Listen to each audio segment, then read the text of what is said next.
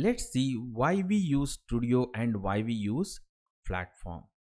So Anypoint Studio is an IDE for developers to implement the integration services and flows. The Studio has vast variety of connectors and processing components. So any complex integration services can be built using these components. The Studio supports DataWeave language. It helps in complex transformation.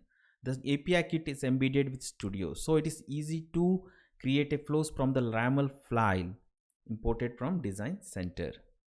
Anypoint platform also supports building integration services, but Studio has many features. If you want to build simple integration service, then Anypoint platform would suffice. There is an option called New a Mule app in Design Center to create the integration flow. You can see it in the image. Studio has the option to test the service locally using embedded Mule runtime. This runtime environment is provided to test and debug the flows during development phase. Anypoint platform has the Mule runtime engine. The flows developed in Studio and in the platform are deployed here.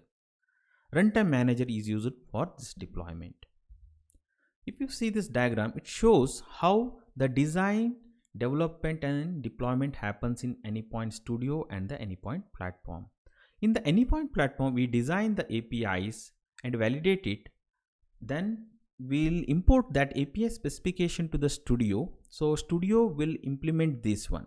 If we have the API kit enabled in the Mule, so Studio will create the flows automatically. So it will not be fully implemented. Based on your business requirement, you can implement this flow. So you can orchestrate it to different systems like database, file system, other legacy systems, and you can call other APIs to get the data.